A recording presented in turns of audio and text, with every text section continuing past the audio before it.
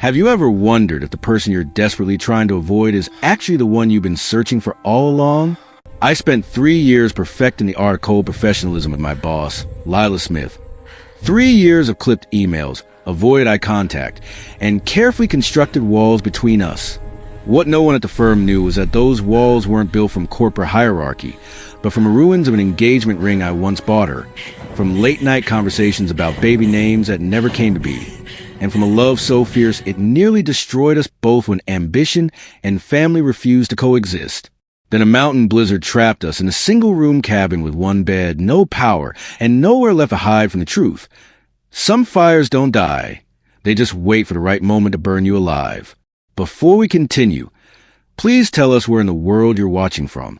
We love seeing how far our stories travel, and it proves that powerful stories resonate everywhere. The power went out around 7 in the evening, and I immediately knew Lila and I were in trouble. The cabin had no backup generator. The storm was getting worse, and we were completely alone together for the first time in 3 years.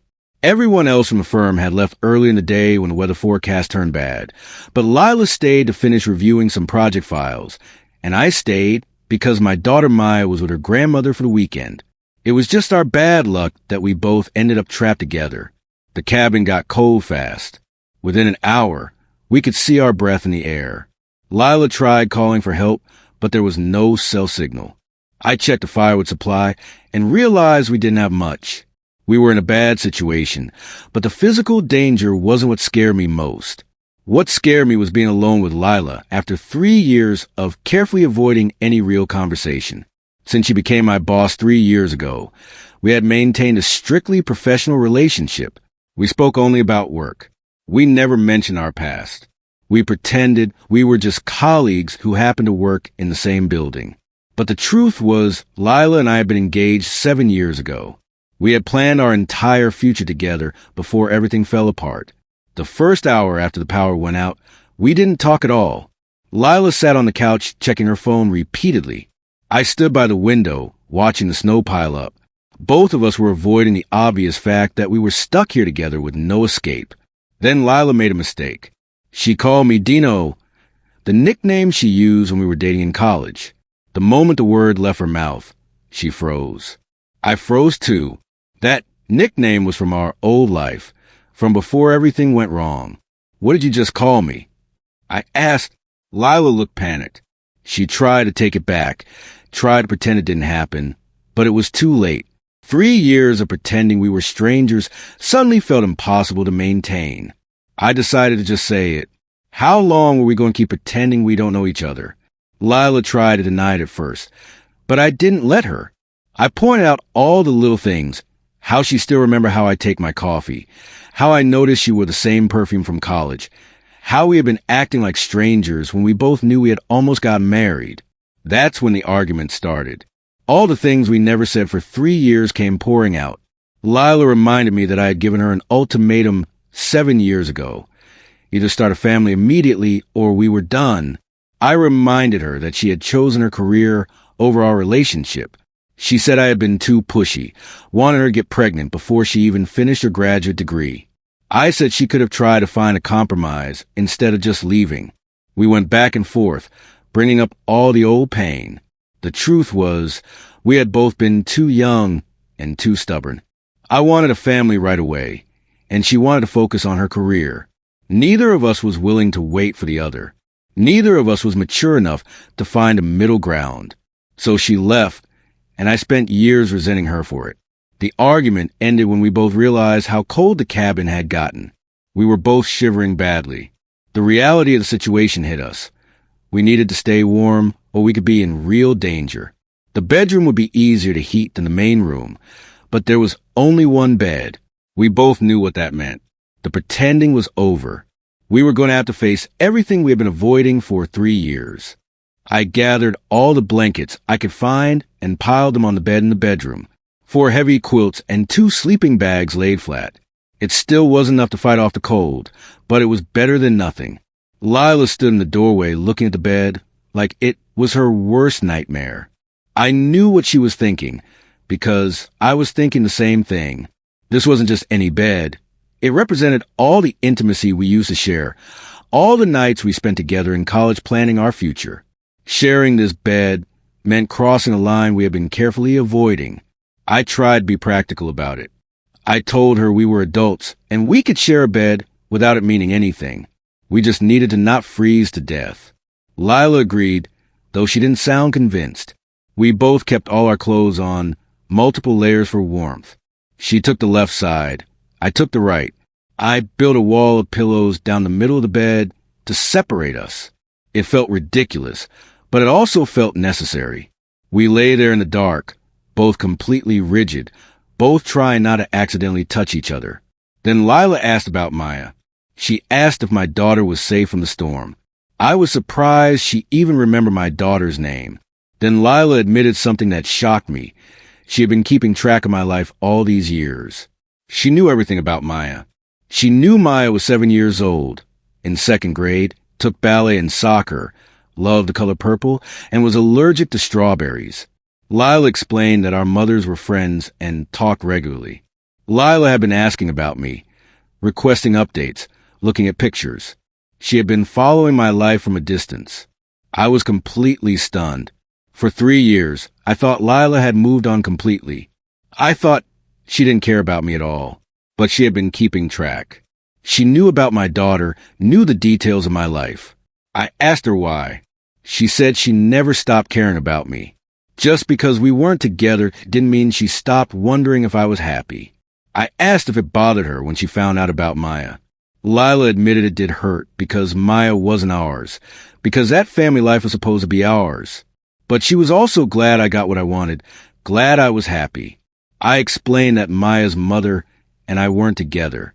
It had been a brief relationship, an accident really. But when I found out Maya was coming, I knew immediately I wanted to be her father. Her mother didn't want to be involved.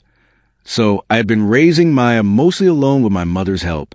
Lila said she heard I was a good father, that Maya adored me, that I was patient and kind and everything a little girl needed.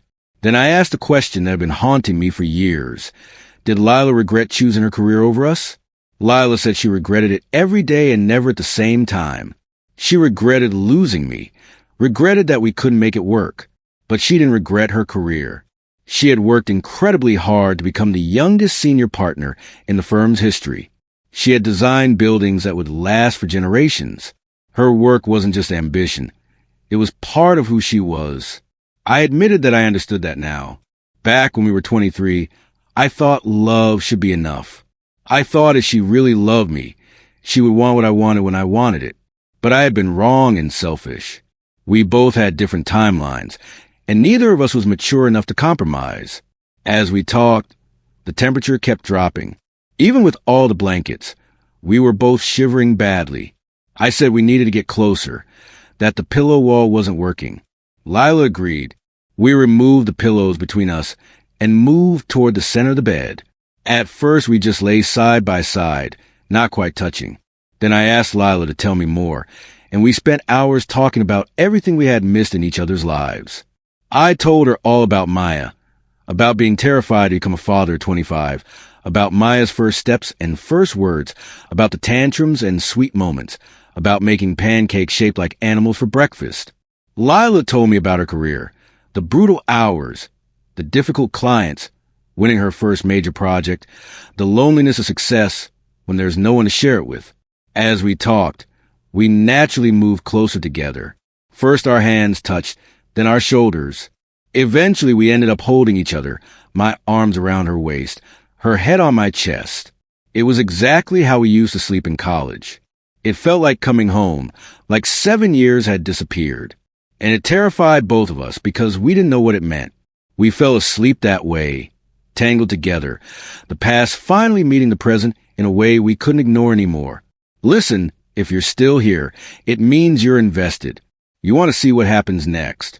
But here's the reality. Most people watch stories like this and scroll away without subscribing. They enjoy it, then vanish. If this story actually matters to you, if you genuinely care about how it ends, hit that subscribe button. It only takes a second. Otherwise, you'll probably forget this channel exists and miss all the other incredible stories I share. I woke up in the middle of the night freezing. The temperature had dropped so much that even with all the blankets and Lila pressed against me, I couldn't stop shaking. The storm outside was worse than ever. Lila woke up too. She was shivering violently. We realized we needed to do more to stay warm. We pulled all the blankets tighter around us and held each other closer. Our bodies were pressed together completely now, sharing every bit of warmth we could. In that moment, with our faces inches apart in the darkness, everything changed. The physical closeness brought back all the feelings we had been trying to bury. I could feel Lila's breath on my face. I could smell her perfume. I could feel her heart beating against my chest. "This is dangerous," Lila whispered. "I know," I said. "We can't do this, Dean. We can't go back." "I know that too." But neither of us moved away. Instead, we stayed there, holding each other, feeling everything we'd tried to forget for 7 years. Then Lila said something that broke my heart. She said she had been lying earlier. She said she thought about me every single day for 7 years. She said she wondered constantly what her life would have been like if she had said yes, if she had chosen me over her career. She said she looked me up on social media, obsessively, even though we weren't friends online. She said she drove by my house once just to see where I lived. She said she was miserable at work every day because I was there and she couldn't have me. I admitted I had been lying too. I said I thought about her constantly. I said every woman I dated for the past 7 years was compared to her and found lacking. I said I took the job at her firm specifically because I wanted to be near her, even if we couldn't be together. I said I resented her for choosing work over me. But I also admired her for knowing what she wanted and going after it. The conversation became heated. We were both emotional, both saying things we had kept buried for years. Lila said I had made her choose between two parts of herself, the part that loved me and the part that needed to achieve her dreams. She said it wasn't fair, that I should have been willing to wait a few years. She said she would have eventually wanted children, but she needed to establish her career first. I said I understood that now, but back then I was young and impatient. I said I thought if we loved each other enough, the timing shouldn't matter. I said I was afraid she would get so focused on work, that she would never want a family. I said I gave her an ultimatum because I was scared, not because I didn't love her. Lila started crying. She said she left because staying would have destroyed her. She said if she had given up her graduate program for me, she would have resented me forever. She said she loved me too much to let that happen. So she left to save us both from that future. I admitted that having Maya changed everything for me. I said becoming a father made me realize that love isn't about forcing someone into your timeline. I said if I could go back, I would have waited for her. I would have supported her career and trusted that we could build a family when she was ready. I said I was sorry for being so stubborn and immature. The argument broke something open between us. All the professional distance, all the careful politeness, all the pretending. It all shattered. We were just Dean and Lila again, two people who loved each other and lost each other and never really moved on. And then, in that tiny freezing cabin in the middle of a blizzard, with our arms wrapped around each other and our hearts breaking open, Lila kissed me. It wasn't gentle or tentative. It was desperate and hungry and full of 7 years of wanting. I kissed her back just as desperately. All the physical closeness we had been forced into suddenly became something else entirely. We weren't just trying to stay warm anymore. We were trying to find each other again. We made love that night like we were trying to erase 7 years of distance. It was passionate and intense and emotional. Lila cried. I cried. We held each other afterward and didn't talk because there was nothing left to say. Everything had been said. Everything had been felt. We fell asleep tangled together, exhausted emotionally and physically. The storm raged outside, but inside the cabin, something had shifted. We had finally stopped pretending. We had finally admitted that we never stopped loving each other.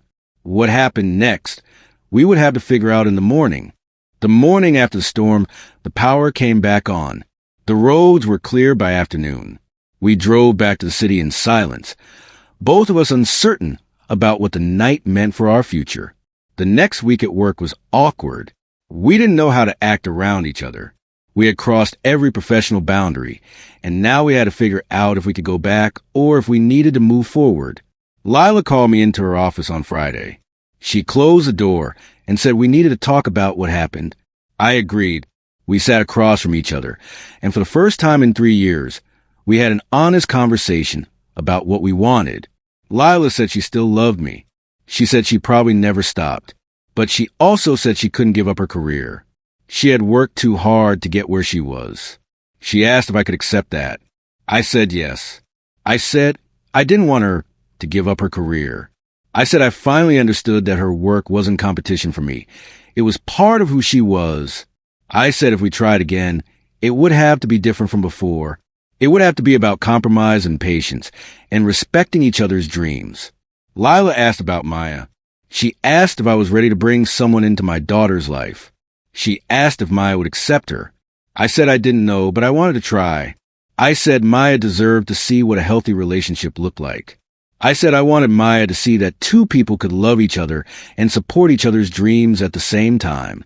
We decided to take it slow. We started dating again, but this time as adults with real responsibilities and complicated lives. Lila met Maya slowly, carefully. First just as Daddy's friend, then as Daddy's girlfriend, and eventually as someone important in both our lives. Maya liked Lila immediately. Lila showed up to Maya's soccer games. She helped with homework. She learned to make the animal-shaped pancakes Maya loved. She didn't try to replace Maya's mother. She just tried to be another person who loved Maya and wanted her to be happy. I learned to support Lila's career instead of resenting it. When she had to work late, I didn't complain. When she traveled for projects, I didn't make her feel guilty. I learned that her success didn't diminish our relationship. It was part of what made her who she was, and I loved who she was. Lila learned to make time for family. She started leaving work at reasonable hours a few days a week. She took weekends off to spend with me and Maya. She learned that success at work meant nothing if you had no one to share it with. It wasn't always easy. We argued sometimes about schedules and priorities, but we talked through it instead of giving ultimatums. We compromised instead of demanding. We supported each other instead of competing. Now, 1 year after that night in the cabin, we were standing together at a construction site. But this wasn't a work project. This was personal. Lila had designed a house for us. It was beautiful, modern but warm, spacious but cozy. It had a home office for her to work from when she needed to. It had a big backyard for Maya to play in. It had a master bedroom that looked out over the trees. It was everything we both wanted, designed by Lila's talented hands. Maya was with us, running around the empty lot, planning where her room would be, where the swing set would go. She called Lila bonus mom now, a term she had come up with herself. Lila cried the first time Maya called her that. I wrapped my arm around Lila's waist as we looked at the foundation that had been poured the week before. In a few months, the house would be finished, and we would move in together. All three of us. Are you happy? I asked Lila. She leaned her head on my shoulder. I'm terrified, she admitted. But yes, I'm happy. Me too, I said. On both counts. I never thought we'd get here, Lila said. After everything that happened, I thought we were done forever. So did I. But sometimes the universe gives you a second chance. Sometimes you get snowed in with your ex and realize she was never really your ex. She was always the one. Lila laughed. That's really cheesy, Dean. I know, but it's true. Maya ran back to us and grabbed both our hands. Can we get pizza for dinner? Please? Both of you have to agree. Lila and I looked at each other and smiled. This was our life now. Making decisions together, compromising on pizza toppings, building a home and a family one day at a time. Pizza sounds perfect, Lila said. Pizza it is. I agreed. We walked back to the car together, the three of us holding hands. The house behind us was still just a foundation, but it represented everything we had built together over the past year. Trust, compromise, love, and a future we were finally ready to share.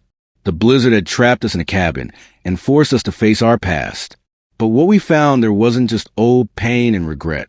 We found possibility. We found a second chance. We found each other again, but this time as better, more mature versions of ourselves. And this time, we weren't going to let go. Dean and Lila's story teaches us that love isn't about forcing someone to choose between you and their dreams. It's about finding a way to support both. The mistake they made at 23 was thinking that timing didn't matter, that if the love was real enough, everything else would fall into place immediately. But real love requires patience, compromise, and the maturity to understand that your partner's ambitions aren't competition for your relationship. They're part of what makes them who they are. Sometimes the right person comes into your life at the wrong time, and the real test isn't whether you can force it to work, but whether you can grow enough as individuals to try again when the timing is finally right. Their second chance succeeded not because their circumstances change, but because they change. They learn that building a life together means respecting each other's individual dreams while creating shared ones. So here's the real question. Did you subscribe yet? Thousands of people will listen to this story and won't subscribe. Please don't be that person. Kindly support what I do here by subscribing. And then drop in the comment section if you like part 2 of Dean, Lila, and Maya's story. What challenges will they face moving into their new home? How will Lila balance being a bonus mom with her demanding career? Will Dean's ex return wanting to be part of Maya's life? Let me know if you want to hear more.